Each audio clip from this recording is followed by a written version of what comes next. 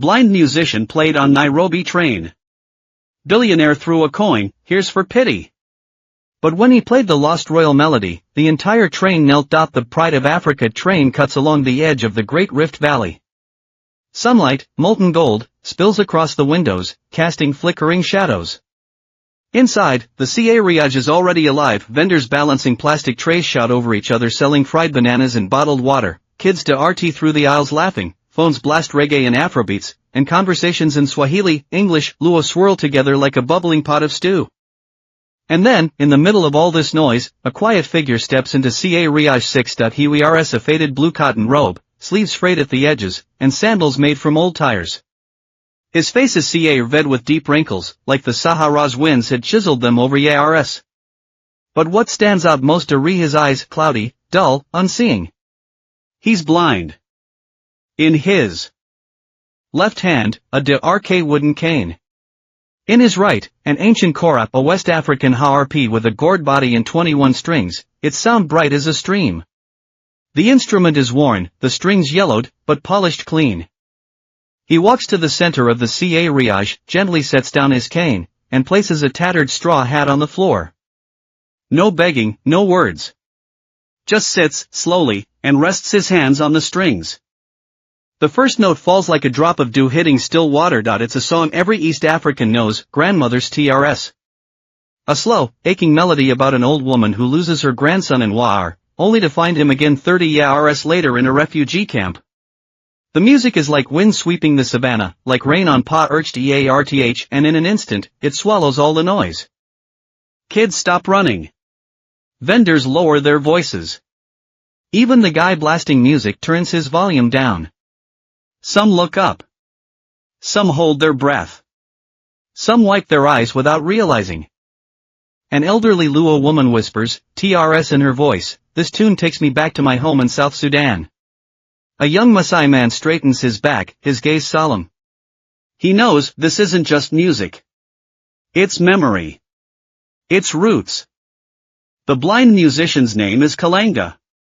He doesn't react, his fingers dancing over the strings like the world has shrunk to just him and this instrument. He can't see the passengers, but he hears, the air has stilled, breaths have slowed, heartbeats have softened. He knows his music is touching something deep inside them. Then thud, thud, thud, a heavy set of footsteps approaches from the first-class section. The sound of polished shoes against the floor is sharp, deliberate, like a statement. Heads turn.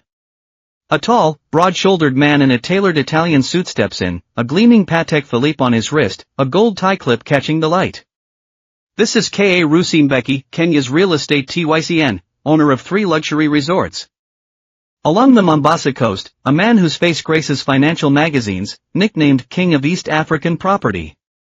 He scans the Riage, his eyes landing on Kalanga. A smirk curls his lip. Another street performer, he mutters to his assistant. Making noise, disturbing decent people. These types belong in the slums. The assistant hesitates. Sir, he's playing grandmother's TRS. People are listening. Listening, Becky scoffs. To what the sound of poverty Africans always turns suffering into ART. He steps forward, pulls a single Kenyan shilling coin from his wallet worth about 5 cents. He doesn't bend down. Just flicks his wrist. The coin spins through the air, clink, landing perfectly in Kalanga's straw hat. Here, Becky says, voice just loud enough to CARY. That's cha righty. Buy yourself some bread. Don't bother the respectable passengers. The air turns to ice. Some glare at him. Some pretend not to see. Some pull out their phones, recording silently. A schoolgirl bites her lip, eyes wet. Kalanga doesn't look up. Doesn't even pause. Just reaches down, picks up the coin with bony fingers, drops it back into the hat, and keeps playing. The music continues, as if the coin never fell. But then, his fingers shift. Before grandmother's TR7 fades, a new melody rises like a tide. This sound ancient, solemn, deep, as if pulled from the EARTH itself. Caring dust, ancestors' breath, echoes of War. Every note strikes the heart, like waking something long forgotten. Becky's face twists. What is this? No one answers. Because everyone is frozen. A Somali woman gasps, TRS streaming. This is Imani's song, but that's only played at royal funerals. An elderly Swahili trader murmurs, impossible. My grandfather hummed this on his deathbed. He called it the King's Chant, a lost anthem of East Africa. Legend says it was the last resistance song of Queen Amara, the final tribal ruler who fought colonization in the late 1800s. A hymn of dignity, unity, defiance. The colonizers banned it, punished anyone who sang it. For a century, it survived only in whispers. And now it pours from a blind man's hands. Becky stumbles back, face pale. He reaches for his phone to call security, but the screen is dead. Not just his. Every device in the CA Riyadh phones, lights, even the train speakers, has shut off. In the sudden debarque, only the music remains. Shah RP is a blade. Kalanga still doesn't look up. His fingers fly over the strings. He can't see, but he sees the flames as Becky's father burned the songbooks, the drowned village of Mwila, the elder's trembling hands pressing the last sheet music into his grip. He's waited a long time for this. This isn't a performance. Not begging. It's a reckoning. When the coin fell, he could have stayed silent. But he chose to answer, not with anger, but with music. Because true dignity doesn't need a giver's approval. The song plays on wind, rain, ancestors whispering. The entire CA Riyadh is silent. Only that single shilling sits in the straw hat, watching. And the train races toward the dawn. The music surges from Kalanga's fingertips like a river cutting through a century, washing over Herts numbed by modern life. The melody is strange yet familiar, like a memory buried in blood, suddenly awakened. The air in the CA Riyadh thickens. Breaths slow. Even a crying baby falls silent. A Luo elder, NERLY 70, grips the seat in front of him, hands trembling. TRS spill from his clouded eyes. AMARA. Queen, you still remember us, he whispers in his mother tongue. His wife clutches his hand, her own face wet. This tune a Somali woman can't hold back. She presses her scarf to her mouth, shoulders shaking. The night before Mogadishu fell. My father hummed this as he put us on the last refugee boat. He called it Imani's song, the song of faith. He said as long as we remembered it, we'd never truly lose our home. But in the war, I forgot the full melody. Until today. I hear it now, all of it. Her sobs unlock something in the others. A young Kenyan American in a Dallas Cowboys jersey, headphones dangling off his shoulders, sta res around in disbelief. No way. I grew up in the States, but my grandpa was a fisherman in Mombasa. On his deathbed, he kept humming a tune. I recorded it, posted it online as African ancestral anthem. For 10 years, nobody knew what it was. And now, this. It's called the King's Chant. The words ripple through the CA Riyadh. Faces black, white, rich, poured twist with the same sacred awe. They may come from different lands, speak different tongues, but right now, they share the same pulse in their veins. Kalanga's head stays bowed, his milky eyes fixed on nothing. But his fingers dance over the chorus, 21 strings, precise, full, commanding. This isn't some street performance. It's a ritual, spanning time. Bullshit. All of it. Becky finally snaps out of his shock, face twisted with rage. What king? What queen? Africa has no kings anymore. Only laws. Only progress. Where did this old man dig up these fairy tales trying to stir up nationalism? He jabs at his diamond-studded phone, trying to call Nairobi HQ or the police. But the screen stays black. He slams the power button. Nothing. What the hell? He barks at his assistant. The assistant checks his own devices, pale. Sir, everyone's phone's the train system, even my smartwatch, dead. No signal. It's not a glitch. The whole train's electronics just stopped. As if to prove it, the LED lights above flicker out. Only dawn through the windows paints the passengers' stunned faces. The AC's hum fades. The train's rhythm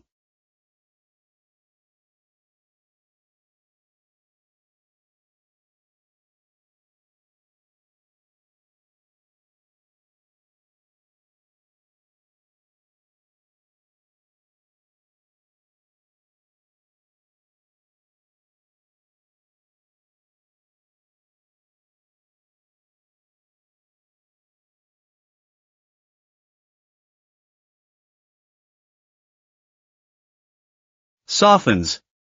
The world shrinks to just the chorus voice, ringing inside their skulls. Darkness and silence make the music even more powerful. It's no longer just sound, it's an ancient spell, a soul's call. Under its pull, visions flicker in passengers' minds. A young woman in a traditional shukka, sprinting through gunfire, clutching a baby. She shoves the child into an elder's arms, then turns back toward the bullets as the baby sways to Kalanga's rhythm. A ba-ride man around a campfire, gripping hands with a dozen youths, singing this same melody, voices rough and defiant. A tattered flag, sun and spar, snaps in the wind behind them. An old man in faded royal robes on a deathbed, weakly humming toward a weeping boy, a boy who looks like Kalanga. The visions vanish as fast as they came. But the Riyaj is left in quiet sobs. Not fear or grief. Recognition. They finally understand why this music feels so familiar. It doesn't belong to one person. It belongs to every ancestor who suffered, resisted, dreamed. It's memory, waking up. I see now, a Tanzanian professor in wireframe glasses chokes out. Slowly, solemnly, he kneels on the cold floor, forehead touching the ground. toward Kalanga. This isn't just music. These are our roots, the ones they tried to rip out, but grew back inside us anyway. That kneel is a signal. The Luo elder follows, shaky but firm. Then the Somali woman, wiping tears, back straight as she kneels. The Kenyan American drops to one knee, cap in hand.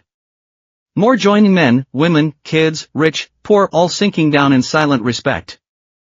They're not kneeling to a blind beg. They're kneeling to the history buried alive. To the nameless who fought. To the pride they forgot they had. The whole Riyaj is on its knees. Only Mbeki remains standing, a statue left behind. He sta residential at the bowed heads, at the coin glinting weakly in the DRK, at Kalanga's calm. Sightless eyes that somehow see everything. His wealth, his suits, his watches, they feel hollow now. Cheap. For the first time, panic claws at him, not fear or of the unknown, but of the void inside himself. The one he dug by abandoning his past, worshipping money, mocking tradition. He opens his mouth, to yell, to command, to throw cash at this suffocating moment. But no words come. He just stands there, stiff, sta ring at that coin, listening to the king's chant. He ring it, really he ring it, for the first time. The music plays on, ringing like a promise. Some things are heavier than coins. Some things outlast skyscrapers. The music weeps through the DRKCA Riyaj, each note a key unlocking Kalanga's buried memories. He can't see the kneeling passengers or Mbeki's pale face. His ERT has already flown back 40 years to Mwila, the drowned village cradled by mountains. EARLY 1980s, Western Kenya Highlands. Mwila Village. Nestled in a green valley, wooden huts dotting the slopes, smoke curling from morning fires. It was once the sacred ERT of an ancient kingdom. The people worshipped Mathini Ardi, the voice of the EARTH. They believed mountains, rivers, wind, and rain had souls. And music, especially the kora, was the only bridge to them. Strings could calm the dead, beg for harvests, CARRY ancestors' wisdom. Kalanga was born here. His real name was Wakaja, blessed child. But at 3, a fever swept the village. Kalanga burned for 7 days. When it broke, his world stayed grey. Blind, the village healer shook his head. Is this the EARTH's punishment? Or it's calling them? The elder came, a hunched, white-haired man with hands like tree roots. He knelt, pressing his EAR to Kalanga's lips. Child, tell me, what do you see now? Little Kalanga strained. DARK. But sounds. Wind in the trees like lambs. Water on rocks like drums. Birds like silver. Bells. And grandpa's ear beat boom, boom, like rain on the roof. The elder's eyes lit up. He stood, declaring, not a curse. A gift. The EARTH took his sight but gave him EARS to hear its pulse. He is Mwachapisi, the listener. He will CARRY the sacred sound. From then on, Kalanga wasn't pitted. He was protected. The elder became his teacher, his only family. Every dawn, as light touched the shrine, the old man would sit with the 7th-generation Kora, guiding Kalanga's small hands. Feel this, Wakaja. This string morning dew. This one noon sun. This night crickets. Music isn't in the wood, child. It's in your heart. In the world you are. Training was brutal. No sheet music. Just the elder humming, Kalanga memorizing every pitch, every pause, every tremble, then fumbling on the strings. A single note might take 100 tries. Fingers bled. The elder would rub on herbs and say, again. Does it hurt? Yes? But can you hear? It getting better? Yes. Like a wound healing, the elder would smile. Good. Real music is bought with pain. It's worth more than gold. Years passed.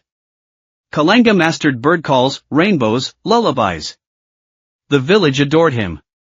The elder saw his life's work fulfilled. Then, at 15, the final lesson. 7 Batendo via Wakwilio, sacred songs, only for funerals, Wars, or the tribe's last stand. The 7th was Wimbo Wamfalm, the king's chant. Boy, the elder said, grave as death, placing Kalanga's hands on an oilcloth-wrapped scroll, this doesn't belong to us. It belongs to every ancestor who bled for freedom. To this land that never bowed. Queen Amara whispered it with her last breath to my great-grandfather. It says dignity is heavier than life. Unity stronger than gold. Memory longer than death. He sang it line by line. The melody was iron and blood, see ring into Kalanga's bones. Remember, never play this for money. Only when Wila's roots are re-crushed. When our dignity is spat on. Then, it will wake the sleeping. But it may also bring fire. Are you ready? Kalanga nodded. I am. With my EARS, my hands, my life, I'll guarantee it. But peace didn't last. Modernity came from Wila. A dam project. Electricity. Irrigation. Bulldozers growled into the valley. Surveyors waved blueprints. The village begged, at least spare the shrine. No, said the head engineer, glasses glinting. National progress. You'll get new houses. Running water. Better than this dump. But our shrine, our sacred tree, our voice of the EARTH. The elder rasped. A shack and some weeds. The engineer laughed. Superstition. Your holy sound, he eyed Kalanga's Kora, will record it. Stick it in a museum. The future has no use for this. Wila drowned in despair. Then, one stormy night, disaster. Men torched the shrine. Flames ate the night sky. No. Kalanga ran blind. Tawa RD the inferno. He couldn't see, but he heard beams collapsing, ancestors' tablets cracking, the king's chant scroll curling to ash. Then, a shove. The elder, burning alive, shoved a scorched oilcloth bundle into his ARMS. Take it. Go. Remember your oath. As long as music lives, so do we. Wila lives in you. A roof beam crashed. The elder vanished in fire. Kalanga was dragged away, clutching the bundle, Mwila's last ember. From then on, he wandered Kibera slums, Nairobi train stations, playing grandmother's tears for coins. Never the king's chant, the elder's warning, and that night's flames haunted him. He Fia read trouble. Fia read failing the last spa RK. 40 RS. He gua ride the secret like the cha red button tax scroll in his pack. He thought he'd die with it. Until today. Until Becky's coin clinked into his hat. Pity. Suddenly, Kalanga hear its shrine burning again. The elders scream. Mwila's wail. As long as music lives, so do we. Silence was no longer an option. Dignity had been stomped on long enough. So his fingers found the forbidden strings. And now, as the king's chant echoes, a tear cuts through Kalanga's wrinkles. He can't see, but he hears Mwila's wind, the shrine's bell, the elder's last words. And the trembling hearts of every person on this train. The coin still sits in the hat. Small. Insignificant. The real value it's in the strings now. And it will never die. Kalanga's music swells like an ancient horn in the DRKCA Riaj, louder, deeper, alive. The king's chant isn't just sound anymore. It's a force, scrubbing away the grime in every soul. Becky stands frozen, watching the kneeling crowd, the coin glinting weakly at Kalenga's feet. A chill claws up his spine. Have you all lost your minds? His voice cracks, thin with panic. This is brainwashing. A cult. Mass hysteria. He tries to roar, but it's hollow. He lunges at Kalanga. The blind man plays on, oblivious. Becky's gold wrist hand shoots out. He'll smash this cursed Cora, end this madness. Then boom. The train jerks like it hit a wall. Luggage tumbles. People scream. A blinding flash lights up every terrified face. When the light fades, the darkness is thicker. But Kalanga's Cora, it's glowing. A soft gold pulse, like breathing, wrapping the instrument and his bowed head like a crown. The music doesn't stop. It grows. Bigger. Now it's not just TRD, it's felt. It becomes cha ridging warriors on ancient plains. War him through smoke. A mother's voice calling her child's name and rubble. And with it visions. Not memories. Sha red wounds. Vision 1, the mother in fire. A young woman in a kanga sprints through gunfire, clutching a baby. Behind her, burning homes. She shoves the child into an elder's ARMS, then runs back. Tawa RD the bullets. The elder holds the baby close. Its tiny hands grip his shirt, swaying. To the chorus rhythm. A real mother in the CA Riaj sobs, pulling her own child tighter. Vision 2, the firelight packed a wilderness night. A massive fire. Dozens of young men and women, different tribes, different clothes, join hands, singing the king's chant. Their voices are raw, fearless. A tattered flag flaps. NEARBY, a son and SPAR. A college student gasps. That's my grandfather's flag from the Independence War. He shakes, TRS falling. Vision 3, the last lesson. A dim hut. A dying elder in royal robes weakly points outside, humming the king's chant. A boy, maybe 10, clutches his hand, crying, Desperatito, remember the tune. As the elder's voice fades, the boy collapses. His face is young Kalanga's. An old passenger covers his mouth. That elder, the last chief of Mwila village. The visions vanish. The CA Riaj weeps. Not from fear. From recognition. This music isn't just sound. It's truth. The history.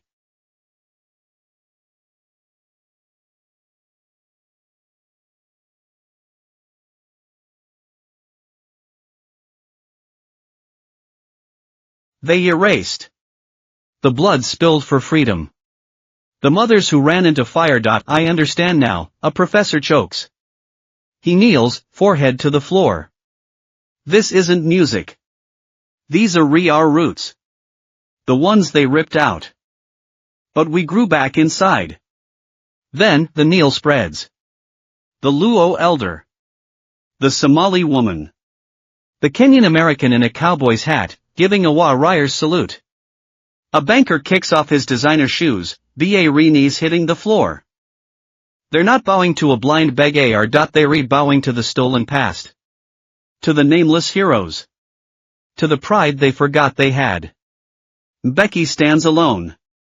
A ghost. He sta residential at the coin. At Kalanga's comb, sightless eyes. At the golden Cora. His wealth, his suits, his skyscrapers, dust. For the first time, he hears the king's chant. Not as noise. But as a mirror. Showing him his own emptiness. The music doesn't hate. It mourns. It resists. It hopes. And Becky. He's the only one left standing. The last fool in a sea of the awakened. Kalanga's music roars through the RKCA Riaj. The glowing Cora hums at its center, gold light pulsing like a heartbeat. Around it, people kneel, TRS streaming, souls laid ba. Only Becky stands apart, a statue of stone in a sea of the awakened. His face is chalk white. Sweat soaks his designer suit. His eyes to RT between Kalanga and the coin at his feet, that tiny, mocking ASTA ring back. His stomach lurches.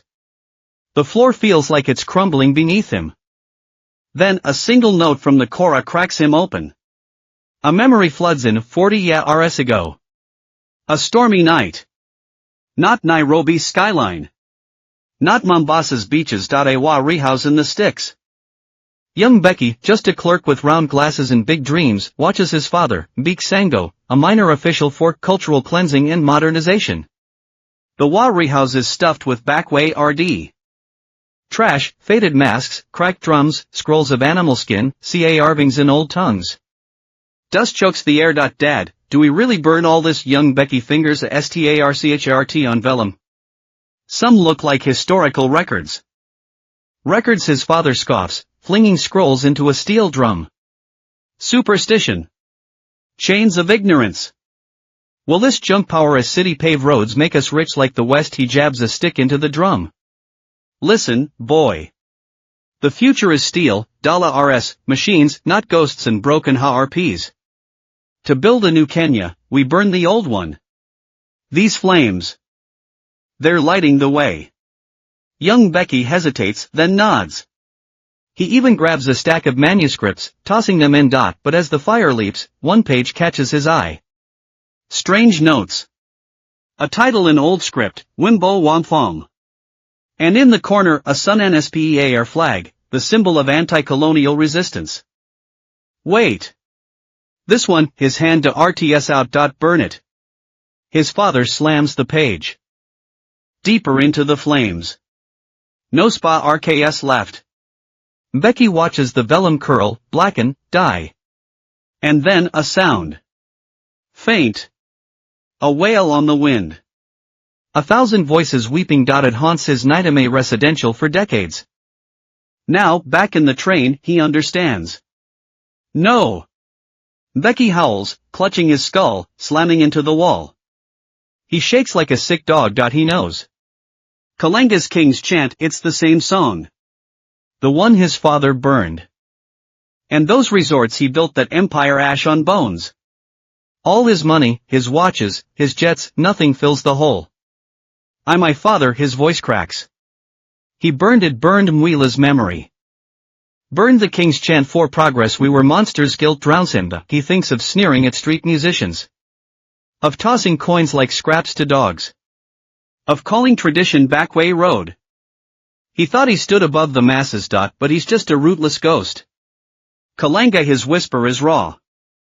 Then, he moves. Not as a TYCN. As a broken man. Step by step, he staggers four-way road, knees buckling. The CA Riaj watches, stunned. The king of East African property collapses. Forehead slams the dirty floor. His voice is wet, broken. My father burned your music, burned Mwila, burned the King's Chant. Sab rips free. I beg you, Kalenga, Mwila's elder, all the ancestors we erased. Te Ars strip. Forgive me. Not a plea. A confession. The first honest words of his life. The music doesn't stop. Doesn't soften. It plays on, deep, relentless, alive. This isn't the end. It's day one. Of waking up. Of paying debts. Of coming home. Kalenga's music flows like an ancient tide in the DRKCA Riaj. The glowing kora hums, a bridge between past and present, EARTH and soul. Becky's forehead still presses the floor, his confession a stone dropped into still water. Ripples spread silently through the kneeling crowd. Some weep. Some shake their heads. Some just stare at the fallen TYCN with eyes full of anger, grief, and maybe, just maybe, a flicker of pity. No one speaks. The air is sacred. Only the music remains. Then light. The train emerges from the Rift Valley's shadow, bursting into open savanna. Sun floods the CA Riaj. And with it, beep, beep, beep, phones blink to life. Screens light up like fireflies. Signals back. Holy, I have 32 missed calls. My Twitter, my Facebook, shock fades fast. Then comes the flood. Every passenger who filmed the moment uploads. Hashtag the Lost Royal Melody explodes. Hashtag Nairobi Awakening Train. Hashtag Respect to K. Ranja. Hashtag Becky kneels. The clips a rewild. A blind old man in rags plays an unknown, haunting melody on a kora that glows. A train plunged into darkness. People of all colors, rich and poor, kneeling, crying. And Becky, the real estate king, bowing.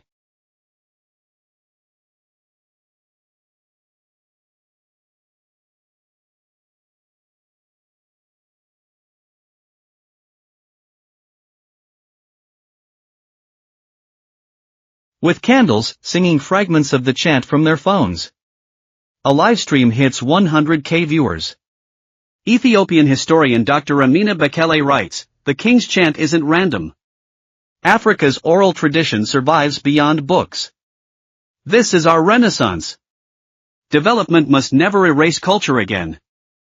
But storms have eyes." In Nairobi's Ministry of Culture, the air is thick. Minister Wanjiku Shah-RP Suit, Shah-Per Gla watches the viral clips on loop. Behind her, advisors sweat. Now, she snaps. Alert rail police. Lock down Mombasa terminal. Seal every exit. An advisor hesitates, "Minister, the video's global. A crackdown could backfire, I don't see ARE." She slams her desk. That King's chant is listed in the Cultural Heritage Act, banned for inciting anti-colonial sentiment. That blind man and his awakening are a threat to national unity. Another official mumbles, "But Minister, the public reaction is positive. Almost spiritual. Arresting him might positive." She laughs coldly. A crowd kneeling to a band song. Becky brainwashed, "This isn't spiritual, it's chaos. Cultural terrorism. Detain Kalanga for disseminating illegal heritage and disturbing peace."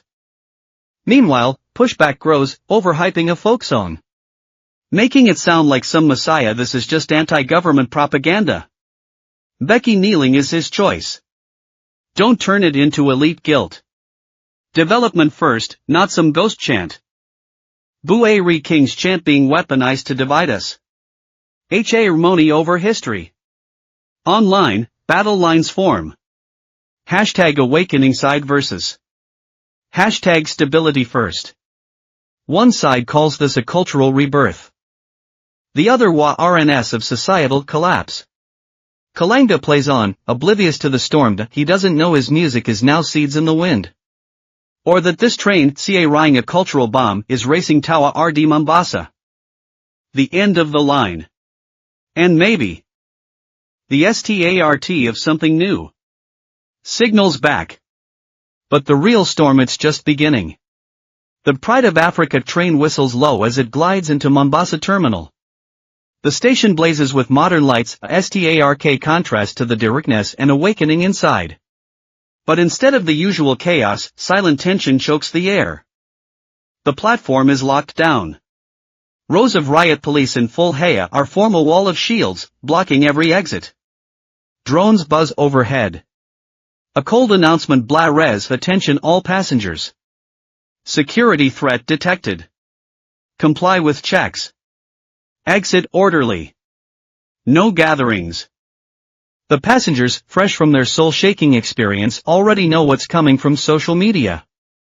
As the doors open, no one moves. They circle Kalanga instead. A Luo elder offers water. A Somali woman drapes her shawl over his shoulders. The straw hat with the coin. A young mother cradles it like holy ground. We're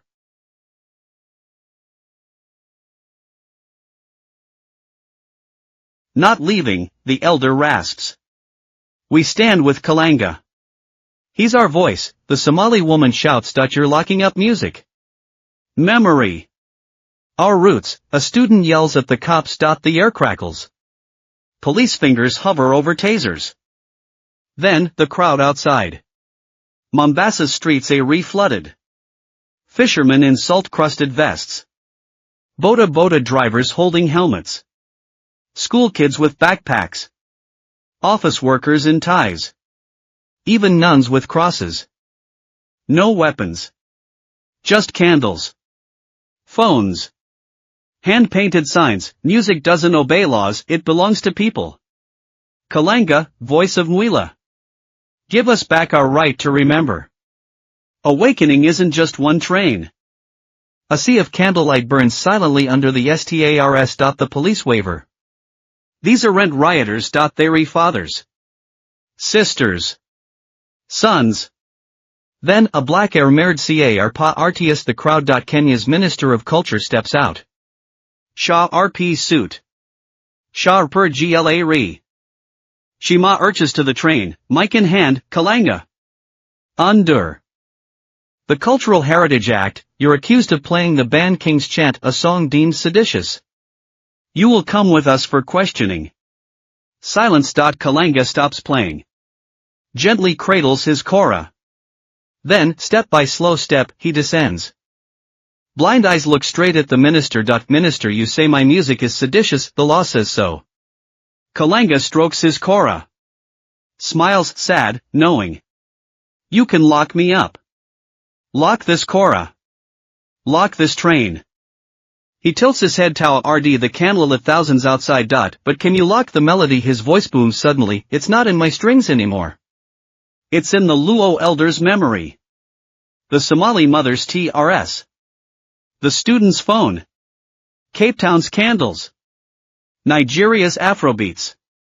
Ethiopia's books. It's in millions of HRTS now.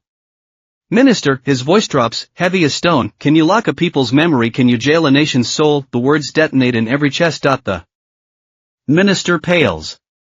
Opens her mouth, no words come. Her laws sound hollow now. Against Kalanga's sightless gaze. Against the ocean of candlelight behind him. Not a riot. A reawakening. Finally, she closes her eyes. Stand down. One order. All units, withdraw. The Shield Wall, Pennsylvania RTS. Kalanga doesn't move. Just plucks one string. A lullaby floats out, Mama Mwana, soft as moonlight. The crowd erupts. Some cheer. Some kneel. And Kalanga, surrounded by hands, bathed in candlelight, walks into the people's light. Kalanga wasn't arrested. When the culture minister uttered that single word, stand down, he became the most watched man in Africa. He didn't stay in Mombasa. Quietly, shielded by the people, he returned to Nairobi. But while he faded from view, the King's Chant exploded. From Cairo to Cape Town, it spread like wildfire. UNESCO acted fast. A special envoy flew to Nairobi, stood outside Kalanga's tiny home, and Dekle read, the Wimbo Wamfam as a masterpiece of oral tradition and resistance is now on the Urgent Safague writing list of intangible cultural heritage. The envoy gripped Kalanga's hand, voice shaking, you didn't just save Kenya's memory. You saved humanity's courage. That stamp changed everything. No longer sensitive, now sacred. The African Union held an emergency summit. After heated debate, they made it official. August 21st, the day after the awakening train, would be African Memory Day. A day to sing the old songs. Tell family stories. Reclaim the roots they'd forgotten. Suddenly, chorus were gold. Music shops in Nairobi, Dar es Salaam, Accra, sold out. In villages, dust-covered chorus were polished. Elders sta root teaching again. Kenya's Education Ministry announced, the King's Chant and other classics will be taught in schools. Let children hear their ancestors' voices. But the biggest shock Ka Rusinbeki. 3 days after the train, he didn't return to his glass tower. He went digging. In the basement of Nairobi's National Archives, under Stun Sta Res, he sifted through his father's old files. Then, he found it. A yellowed report, Edges Cha Red Mwila Village Cultural Clearance complete. All non-modern artifacts destroyed. His fingers trembled. TRS fell. A week later, a press conference. No suit. Just a simple kikoi robe. He announced, I'm selling my billion-shilling skyscraper. Every cent goes to the Kalanga Cultural Legacy Fund. The fund would save dying instruments. Build rural music schools. Record vanishing epics. We thought progress meant bulldozing the old, paving it over, Becky said, voice raw. Now I know real progress isn't forgetting. It's remembering.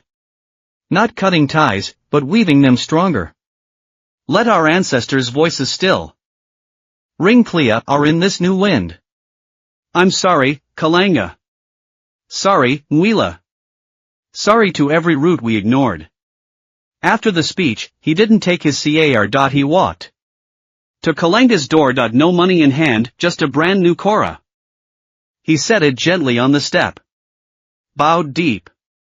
Walked away. Inside, Kalanga heard the footsteps. He rode the new chorus faint hum in the breeze. He smiled. Didn't open the door. Just plucked his old strings again. Two chorus never played together, but singing under the same sky. The King's chant wasn't just a song anymore. It was a seed. Cracking dry earth. Sprouting understanding. Healing. New life. Africa's heartbeat louder now. And finally, he rode. Time slips away like Mombasa's tides. 3 years later.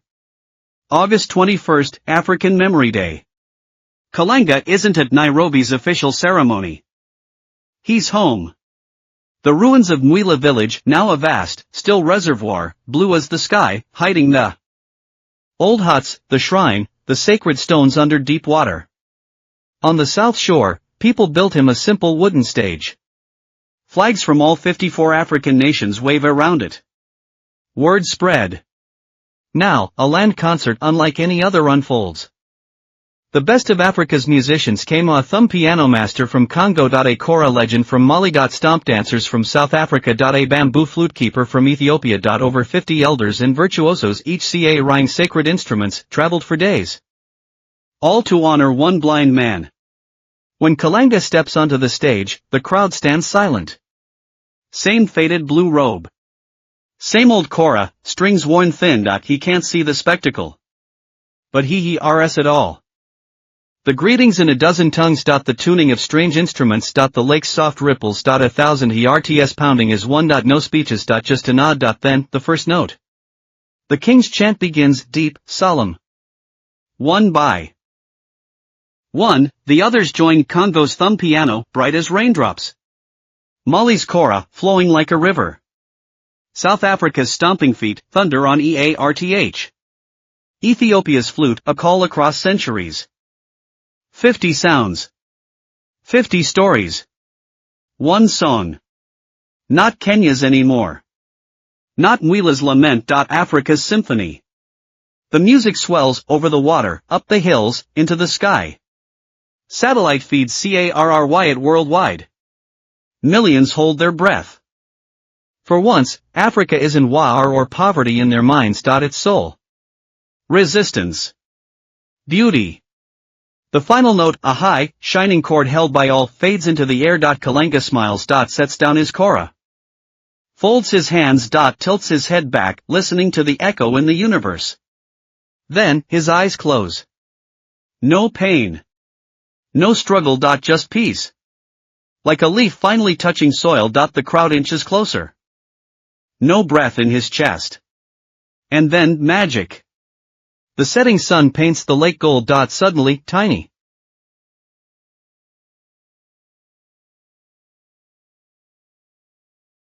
Lights sparkly on the water. Like stars falling up a road. A glowing mist rises, wrapping the stage. Old ones weep, look, the drowned shrine lit beneath the waves. The elders came for him. Wind stills. Water calms. The world pauses for the listener. Kalenga is gone. But the King's chant now sta light. Forever in Africa's heartbeat. 10 years pass like morning dew in Nairobi, gone before you notice. The famous awakening train is retired now. But the King's chant hits everywhere. In Shuli ards at dawn. Between market vendors' shouts. In fishing boats at first light. Around savannah campfires. Not a legend anymore. Just life. Today. Nairobi. HARA Street Metro Station. Rush hour chaos. Suits rushing. Students with AirPods. Vendors hawking fried bean cakes. In one corner, a blind boy, maybe 10, sits on a stool. A small, polished kora in his lap. His fingers dance, playing a cheerful children's tune. A man in a suit, briefcase in hand, walks past. He pauses. Listens. Something flickers in his eyes, memory. He doesn't toss coins and leave like he might have years ago. Instead, he does something that makes bystanders stare. He kneels. I level with the boy. You play well, he says softly. Could you teach me the King's chant? Just the start. The boy stops. Smiles. Of course, sir. But he touches the strings. First, you have to listen. Listen, yes. To the wind in the station. The footsteps. The train coming. And he taps his chest. What's inside you? Music isn't in the kora, sir. It's in the world you he are. The man freezes. 10 years ago, on that train, he'd been the one tossing coins, saying pity. He'd been like Becky, shaken to his core, kneeling in shame. All these years, he's attended Memory Day events. He rode the King's chant 100 times. But he never really listened. Never tried. To Leah RN. He takes a deep breath. Sets down his briefcase. Folds his stiff legs away RDLY onto the floor. Reaches for the strings. Yes, like that, the boy guides. Feel it like morning dew. The man closes his eyes. Forgets time. Forgets work. Just listens. The metros rumble. The crowds murmur. The strings hum. His own racing heart. Then a note. Clumsy. But clear. The boy grins, plucking a reply. Two sounds weave together, rough, but alive. The camera pulls back. That little corner of the station, it glows. Sunlight through the glass roof lights up. The boys smile. The man's focus. The small kora. Wider now. Over Nairobi's slums, kids circle a teacher, singing the King's chant. Dares salam stocks. Old fishermen hum sea shanties while mending nets. The Sahel at night, nomads drum under stars, telling ancestors' tales. A million melodies, from streets to schools, deserts to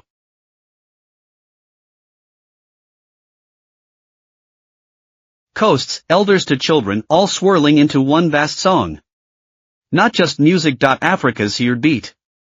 The King's chant that never drowns.